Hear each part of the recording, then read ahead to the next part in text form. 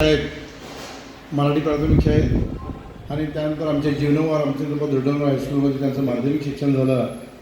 त्यानंतर आरपीडी महाविद्यालयातून त्यांनी BA ही पदवी संपादन केली आणि त्यानंतर 2006 साली त्यांनी आपल्या पत्रकारितेला प्रारंभ केला. बेळगाव शहरातील काही वृत्तपत्रामध्ये आपल्या पत्रकारितेची सुरुवात केल्यानंतर प्रकाशने 2007 साली IBN लोकमत ही त्यावेळेचं गाजलेलं जे मराठी चॅनल होतं त्या चॅनलची बेळगावची बातमीदारी केली आणि प्रकाश खरंच तिथेच चमकला.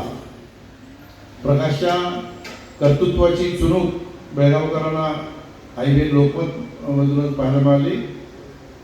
मला पाठीमागेच आपल्याला विनंती करायची कृपया त्यानंतर 2011 ते 2013 या कालावधीत त्याला जय महाराष्ट्र या वृत्तवाहिनीचं बेळगावचा प्रतिनिधी म्हणून काम पाहिलं. 2013 ते 2016 मी मराठीसाठी उत्तर कन्नडचा प्रतिनिधी म्हणून त्याला काम पाहिलं. दरम्यान 2008 ते 2011 दैनिक प्रहार मुंबई या वृत्तपत्राचा प्रतिनिधी म्हणून तो काम पाहतोय. एवढंच नव्हे तर 2011 पासून आतापर्यंत लोकमत या वृत्तपत्रासाठी बेळगावचा प्रतिनिधी म्हणून तो काम पाहतोय. हे त्याचं वैशिष्ट्य आहे. IBN लोकमत आणि लोकमत ही एकाच ग्रुपची वृत्तपत्र असल्या कारणानं एकाच ग्रुपची प्रकाशन असल्या कारणानं प्रकाशला तिथं कार्य करायची संधी मिळाली. अनेक महाराष्ट्रातील अनेक चांगल्या संपादकांचा अनेक चांगल्या पत्रकारांचा प्रकाशचा जवळचा संबंध आला आणि त्यातून तो घडत गेला. 2017 साली त्याला कल्पना आली की आता डिजिटल युग आहे. या डिजिटल युगात जर टिकायचं असेल या पत्रकारितेत जर टिकायचं असेल तर डिजिटल युगामध्ये प्रवेश केला पाहिजे आणि हे लक्षात घेऊन प्रकाशने 2017 साली बेळगाव लाईव्ह नावाचं आपलं डिजिटल मीडियामध्ये पदार्पण करून प्रारंभ केला. आणि आपल्याला सगळ्यांना कल्पना आहे की गेल्या 8-9 वर्षामध्ये बेळगाव लाईव्ह जगभरात पोहोचलेला आहे. नुसतं जगभरात पोहोचलेलं नाही, तुम्हाला सांगायला मला अभिमान वाटतो. आमचे अनेक जे मित्र आहेत कोण काय करतात एक प्रकाश बेळगुजी ते सगळ्या बेळगावला माहिती आहे. एक मोबाईल घेऊन पळणारा एक युवक गेली 10-15 वर्ष बेळगावकरांनी बघितलेला आहे. काय करतात बेळगुजी? सामान्य माणसाचा आवाज काय आहे ते लोकांच्यापर्यंत पोहोचवायचं काम प्रकाश बेळगुजी करतात. आणि हा आवाज कधीही दबला जाणार नाही. तो कुणाच्यामुळे वेगळ्या वाटेला जाणार नाही त्याची दक्षता ते घेतात. परवा दिवशी संयुक्त महाराष्ट्र पत्रकार परिषदेचं जे अधिवेशन पुणे इथं झालं तिथं अख्ख्या महाराष्ट्रातले पत्रकार आले होते आणि त्या लोकांनी बेळगावचा आणि बेळगावच्याच पत्रकारितेचा एक गौरव केला आणि प्रकाश बेळगुजी यांना संयुक्त महाराष्ट्र पत्रकार परिषदेचं उपाध्यक्षपद दिलं. हा खरं म्हणजे एकट्या बेळगावकरांचं एकट्या प्रकाश बेळगुजीचा सत्कार नव्हे किंवा एकट्या प्रकाश बेळगुजीचा सन्मान नव्हे तर हा संपूर्ण बेळगावकरांचा सन्मान आहे. कारण आपल्यातला एखादा माणूस मोठा करणं, आपल्यातला एका माणसाच्या पाठीमागे उभं राहणं, आपल्या एखाद्या माणसाचं मोठं करणं हे काम इथल्या गावाचं असते. कोणताही गाव जगाच्या नकाशावर यायचं असेल तर त्या सर्वप्रथम प्रकाश बेळगुजी यांना पुढील वाटचालीसाठी पण शुभेच्छा. आणि त्यांनी जे हातात कार्य घेतलेलं आहे त्याबद्दल मराठा समाजाच्या वतीनं त्यांना धन्यवाद देतो. त्यांचे पळवून नेण्याचं काम करतायत ह्याच्यावरती आपण महत्त्व देणं किंवा ह्याच्यावरती विचार करणं जरुरीचं आहे. कारण ह्या महिन्याभरामध्ये किमान आपल्या समाजातील चांगल्या शिकलेल्या जवळजवळ 5 ते 6 मुलींना पळवून घेऊन गेलं. कोण नेलं? ते गटरा करणारे कुठलं तर घाणेरडं काम करणाऱ्या मुलांनी आमच्या चांगल्या समाजातील आपल्या समाजातील मुलींना घेऊन गेलं. त्याच्याबद्दल आपण कोणीही आवाज उठवलो नाही. आज ते पंजाबवरून आलेलं तिकडं खालच्या समाजाचं ते चांगल्या सुशिक्षित माझ्या समाजाच्या एका मुलीला 4 वर्ष त्या ठिकाणी तो हरामखोर तिला ब्लॅकमेल करून वापरतं, 20 लाख रुपये काढून घेतो. तिच्यावरती 4 वर्ष तिला ब्लॅकमेल करून तिला त्यानंतर लग्न करून घेतो म्हणून तिच्याकडे 3 कोटी रुपये त्या ठिकाणी मागतो. आपल्या परिसरातील एका मुलीवरती हा अत्याचार होतो. आपण का त्या ठिकाणी आवाज उठवलो नाही, हे सर्वात महत्त्वाचं आहे. एका 20 वर्षाच्या आपल्या एका सिव्हिल इंजिनियर असणाऱ्या मुलीवरती एकतर्फी त्या ठिकाणी तो जबरदस्ती करतो त्या मंदिरमध्ये. त्या ठिकाणी तिच्या घरी 10 जणं जातात, सांडगे भाजणारं ते 10 जणं जातात. आज आम्ही अभिमानानं जे मी मराठा आहे, मी महाराष्ट्र एकेकनी समितीचा सभासद आहे असं सांगायला लागलो आहे, त्याच्यापुढे आम्हाला हे बघायला मिळणार नाही आहे. त्याचप्रमाणे त्यासाठी चिंतन शिबिर वगैरे आयोजित करून प्रत्येकानं आपापली जबाबदारी, हे काय फक्त यायचं भाषणं करायचं जायचं असं नाही आहे. आपण आचरण पहिला केलं पाहिजे. बाबा मी माझ्या मुलाच्या लग्नामध्ये हे व्हायला देणार नाही आहे अशी शपथ मी घेऊन जर कार्यक्रमामध्ये आणि याच्यापुढे वाटचाल केलो तरच मी आज बैठकीत बसायला लायक आहे असं मी समजतो. तेव्हा हे सर्व करत असताना या कार्यक्रमाच्या निमित्तानं आमचे मित्र प्रकाश बेळगोजी, जो प्रकाश बेळगोजी बेळगाव लईचे संपादक, इतकं तोटक आपल्याला त्यांच्या ह्याच्यावरून माहीत होतं. पण आज प्रकाशवर झालेल्या हारांचा आणि शालींचा वर्षाव बघितल्यानंतर खरोखरच प्रकाशच्या बाबतीत जाणून घ्यायला आम्ही अंधारात होतो असं मला वाटतं आहे. कारण प्रकाशबरोबर 2 कार्यक्रमामध्ये मी भाग घेतला होता. मनोज जरांगे पाटलांची भेट घ्यायला रमाकांत कोंडुस्कर यांच्याबरोबर आम्ही तिथे औरंगाबादला गेलो होतो. त्यावेळेला प्रकाशची प्रश्न किंवा आपल्या समाजाच्या बद्दलच्या भावना, कळकळ ही सगळी त्यावेळेला आमच्या ह्या दौऱ्याच्या 2-3 दिवसाच्या दौऱ्यामध्ये आम्हाला जाणून आली.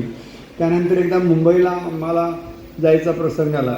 त्यावेळेलासुद्धा सगळ्यांच्यामध्ये मी थोडंसं वयस्क असल्यानंतर उत्तरमूर्ती आमचे मित्र प्रकाश बेळगोजी, व्यासपीठावर उपस्थित मान्यवर व इथं उपस्थित असलेल्या बंधुभगिनी, खरोखर आज प्रकाशकडे बघितलं तर खंबीरपणे बोलणारा, आपलं मत निर्भयपणे व्यक्त करणारा आणि जनतेच्या समस्या मांडणारा एक युवक आमच्यासमोर दिसतो. आणि हे करत असताना आजच्या युगामध्ये माध्यम चालवणं म्हणजे फार कठीण परिस्थिती आहे.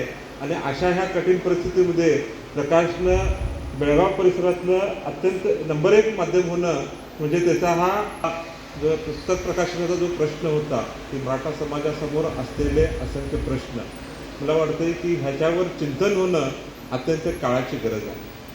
आज जो बेळगाव परिसरामध्ये मराठा समाज अत्यंत बहुसंख्य पद्धती होता त्याच्या दुर्दशा झालेली आहे. आणि त्याच्यावर जर आपण चिंतन केलेलं आहे तर भविष्यातली पिढी जी येणार आहे ती आपल्याला माफ करत नाही असं वाटतं. की ज्या वेळेला आता आमचे गुरुवर्गांनी सांगितले की रात्री शाळामध्ये शिक्षण साक्षर झालेला मराठा समाज आज कुठं तर शिक्षणाच्या सुविधा असताना पण शिक्षणापासून वंचित होतोय काय, त्याच्यावर चिंतन करणं ही काळाची गरज आहे. परंतु आज मागच्या गुणवंत साहेबांनी सांगितले की मराठा समाजासमोर जो प्रखर प्रश्न आहे, एक तर व्यवसायाचा, दुसरा एम्प्लॉयमेंटचा आणि तिसरा लग्नाचा. आज लग्नाच्या प्रश्नात बघितलं तर त्यांनी म्हटलं की 40 झालेल्या 40 वर्ष झाला तर गमतीनं लोक चर्चा करतायत की कंगराळीच्या या यात्रेमध्ये 250 कोटीपेक्षा जास्त खर्च त्या ठिकाणी त्या गावकऱ्यांनी म्हणून ती जत्रा करण्यासाठी केलेला आहे. त्या गावच्या आणि आजूबाजूच्या ज्या संस्था आहेत त्या संस्थांनी सगळ्यात जास्त कर्ज वाटप इतिहासामध्ये या जत्रेसाठी त्या ठिकाणी केलेलं आहे. सांगायचं तर इतकाच या सगळ्यामध्ये मराठा समाज हा सगळ्यात जास्त कर्जबाजारी कधी होणार आहे तर ह्या 1-2 वर्षाच्या कालावधीत या जत्राच्या पाठोपाठ ज्या जत्रा होत आहेत या माध्यमातून होणार आहे. आणि याच्यासाठी समाजाला खऱ्या अर्थाने एक चांगली आचारसंहिता घालून देण्यासाठी जो पुढाकार घेतलाय त्याबद्दल खऱ्या अर्थानं तुमचे आभार मानतो. त्याचबरोबर एका सर्वसामान्य घरातून मराठी माणसाचा आवाज होऊन आमच्यासारख्या सर्वसामान्य कार्यकर्त्यांना घराघरात पोहोचवणाऱ्या प्रकाश बेळगोजींचा सत्कार त्या ठिकाणी आज करण्यासाठी आपण इथे सगळे जमलेलो. या संयुक्त महाराष्ट्राच्या चळवळीमध्ये पत्रकार, साहित्यिक आणि लोककलावंतांचा सिंहाचा वाटा आहे.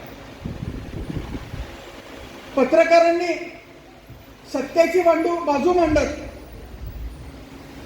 लोककलावंतांनी आपल्या कलेच्या माध्यमातून आणि साहित्यिकांनी आपल्या लेखणीच्या धारेवर अनेक चळवळी या घराघरात प्रत्येकाच्या मनामनात पोचवल्या आणि त्या यशस्वी त्या ठिकाणी केलेल्या आहेत. आणि त्यासाठीच आमचे मित्र प्रकाश बेळगोजींची ही निवड ही खऱ्या अर्थानं समस्त बेळगावातल्या मराठी माणसांच्या दृष्टिकोनातून खऱ्या अर्थानं खूप महत्त्वाची ठरणार आहे. आज प्रकाश बेळगोजींचा सत्कार करण्यासाठी रायगडाहून खास पत्रकार नरेश पाटील या ठिकाणी आलेले आहेत. त्यांचा उल्लेख मी जाणून बुजून करतोय. आम्ही रायगडला सन्मान यात्रा घेऊन गेलो. त्या ठिकाणी ते आमचं स्वागत करण्यासाठी आले. 2 दिवस आमच्या सोबत राहिले आणि जवळजवळ 20 ते 25 वेगवेगळ्या माध्यमातून त्या सन्मान यात्रेची बातमी घेऊन पूर्ण रायगड जिल्ह्यासोबतच आजूबाजूच्या कोकण पट्ट्यामध्ये त्यांनी आमच्या यात्रेची बातमी पोहोचवली आणि कोकणात राहणाऱ्या आमच्या मित्रांनी आम्हाला संपर्क केला. तिथल्या स्थानिक माध्यमातून बातमी वाचली. एक पत्रकार जर मनावर घेऊन हे करू शकतो तर पत्रकार प्रकाश बेळगोजींची संयुक्त महाराष्ट्र पत्रकार महासंघाच्या उपाध्यक्षपदी निवड झालेली आहे. त्यांनी खऱ्या अर्थानं त्या पत्रकार संघाला ह्या चळवळीचं आणि सध्याला बेळगावाच्या मराठी माणसांची परिस्थिती आहे त्याची जर जाणीव करून दिली आणि त्यांनी जर मनावर घेतलं तर हा प्रश्न त्या ठिकाणी सुटल्याशिवाय राहणार नाही अशी आशा प्रत्येक मराठी माणसा. सन्माननीय मंडळी, सत्कारमूर्ती श्री प्रकाश बेळगोजी आणि माझ्यासमोर असलेल्या बंधू भगिनींनो, सकल मराठा समाजाच्या वतीनं आज आपण या ठिकाणी मराठा या पत्रिकेचं प्रकाशन केलेलं आहे. मगाशी समन्वयक श्री गुंगम पाटील सरांनी मराठा समाजाच्या समस्या आणि समाजाच्या व्यथाही समर्पकपणे मांडलेल्या आहेत. जास्त त्याच्यामध्ये काही भर घालायची मला आवश्यकता आहे असं वाटत नाही. परंतु मराठा समाजानं सुधारलं पाहिजे यासाठी मराठा समाजाच्या काही धुरीणांनी गेली अनेक वर्ष खूप प्रयत्न केलेले आहेत. पण दुर्दैवानं आमच्या या मराठा समाजाचा समग्र इतिहास मंडळाचे सन्माननीय अध्यक्ष श्री प्रकाश मरगाळे येत आहेत. त्यांना विनंती करायची आहे की आमच्या समाजाच्या संदर्भात काही सांगणं म्हटलं तर आमच्याकडे शामराव देसाई गुरुजी, V.S. पाटील, राजीबा देसाई अशी काही नावं घेतल्यानंतर पुढची नावं आम्हाला सांगता येत नाहीत आणि 100 वर्षाच्या आतला इतिहास जरा सांगा म्हटलं तर तोही आम्हाला सांगता येत नाही. आणि म्हणून खूप वेळा मी माझ्या काही मराठा मित्रांना विनंती करतो आहे. प्रकाश मरगाळे साहेब इथं आहेत, त्यांनी तो संकल्प घ्यायचा ठरवलेला आहे. विस्मृतीत गेलेले मराठी विसरूनच गेलो आहे. समाजासाठी एवढं प्रचंड त्यांनी काम करून ठेवलं आहे, पण ते मराठे आज आम्हाला आणि आमच्या समाजाला माहीत नाही. त्या समाजातल्या लोकांनी कोणकोणत्या परिस्थितीमध्ये काय काय कामं केलेत याचा इतिहास. आणि खूप वेळा काय होतं की तो इतिहास कसा पुसला जाईल या पाहणाऱ्यांची संख्या जास्त असते. दुर्दैव हे आहे आणि ते आमच्या मराठा समाजाचं दुर्दैव वाटल्यामुळे त्या समाजाचा त्याचा निर्णय घेणे गरजेचं आहे. जर आम्ही त्या समाजाच्या पाठीशी उभारलो तरच बाकी आपल्या समाजातील अनेक बाकीचे जे आमचे बांधव ते देखील आमच्या द्यायला सुरू होतील. का म्हणजे बेळगावच्या वातावरणामध्ये जर दुःखाच्या घटनेमध्ये आम्ही तिथे पाठीमागं उभारलो तरच सगळेजण येणार आमच्याकडे. सुख के सब साथी आहे, दुःख का कोणी नाही. त्याप्रमाणे आपण प्रत्येकाच्या पाठीमागं उभारून चांगलं कार्य करूया. आणखीन प्रकाश बेळगोजींना पुढील वाटचालीसाठी शुभेच्छा देतो. इथं संतोष. जय हिंद. गेल्या 10 वर्षापूर्वी नेहरू नगरमधल्या पत्रकार विकास अकादमी या ट्रस्टच्या कार्यालयामध्ये 27 फेब्रुवारी 2016 रोजी या रोपट्याची स्थापना आम्ही केली आणि आज ते रोपटं वटवृक्षात रूपांतर झालेलं आहे. इवलेशे रूप लाविले दारी त्याचा वेलू जाई गगनावरी असे लाखो फॉलोअर्स आज झालेले आहेत. फेसबुकवर जवळपास 2 लाख फॉलोअर आहेत. इंस्टाग्रामवर 50,000 आहेत आणि लाखो वाचक आपल्या वेबसाईटला दररोज भेट देतात. ह्या डिजिटल मीडियाच्या माध्यमातून आम्ही एक नवीन क्रांतीच केलेली आहे. तर या बेळगाव लाईव्हचं जे यश आहे ते माझं यश नसून समस्त त्या बेळगावकरांच्या त्या बेळगाव लाईव्हच्या वाचकांचं यश आहे. कारण ही जी बेळगावची भूमी आहे ही संघर्षाची भूमी आहे. बेळगावच्या भूमीमध्ये, जमिनीमध्ये, मातीमध्ये लढाऊ बाणा आहे. म्हणून आज बेळगावमध्ये जवळपास 70 वर्ष झालं आजही लढा जिवंत आहे. बेळगावमध्येच, बेळगावच्या मातीमध्येच सीमेवर रक्षण करणारे जवान घडतात. त्याच्यामुळे बेळगावच्या मातीला विशेष महत्त्व आहे आणि त्या लढाऊ बाणा माझ्यामध्ये आलेला आहे आणि त्या बाण्यामुळेच आज आम्ही बेळगाव लेव्हलच्या माध्यमातून एवढं मोठं यश संपादन केलेलं आहे. गेल्या 1 मे रोजी पुणे येथे संयुक्त महाराष्ट्र पत्रकार संघाची स्थापना झाली. ती जुनी पत्रकार संघटना आहे, महाराष्ट्र राज्य पत्रकार संघटना 1970 साली स्थापन झालेली. तर त्याच संघटनेचं नामकरण त्यांनी केलेलं आहे संयुक्त महाराष्ट्र पत्रकार महासंघ. संयुक्त महाराष्ट्र म्हणजे बेळगाव आला आणि त्यामुळेच त्यांनी पहिल्यांदाच त्या प्रदेश कार्यकारिणीमध्ये माझी निवड केली. त्याच्यामुळे महाराष्ट्रातले चांदा ते बांदापर्यंतचे 500 पत्रकार त्या ठिकाणी त्या कार्यक्रमात होते. त्या सर्व पत्रकारांनी बेळगावच्या मराठा समाजाच्या किंवा बेळगावच्या मराठी समाजाच्या पाठीशी आपण काय उभे राहू आणि भविष्यामध्ये येणाऱ्या 6 महिन्यामध्ये मराठी पत्रकारांचं 500 पत्रकारांचं मोठ्या दिग्गज संपादकांचं अधिवेशन बेळगावात घेण्याची घोषणा केलेली आहे. त्या माध्यमातून बेळगावच्या मराठी माणसाच्या आणि मराठा समाजाच्या समस्या आम्ही सोडवण्याचा प्रयत्न करणार आहोत. हा आमच्या प्रकाशचाही अभिमान आहे आणि या ठिकाणी प्रकाशनं खूप धाडस केलेलं आहे. तो तसा निर्भीडच होता, करू नको म्हटलं तरी त्यावेळेपासून त्याच्या मनामध्ये मराठी समाजाबद्दलची जिद्द होती, चीड होती. तेव्हा पुढे त्याच्या गुणांना ही चालना मिळाली. तो एक चांगला पत्रकार झाला. आराम करू, कुणाची लांब लचक भाषण इथं होणार नाही, त्यामुळं सर्व मान्यवर इथंच थांबा. कोणी स्थानापन्न राहा, कोणी जागा सोडू नका.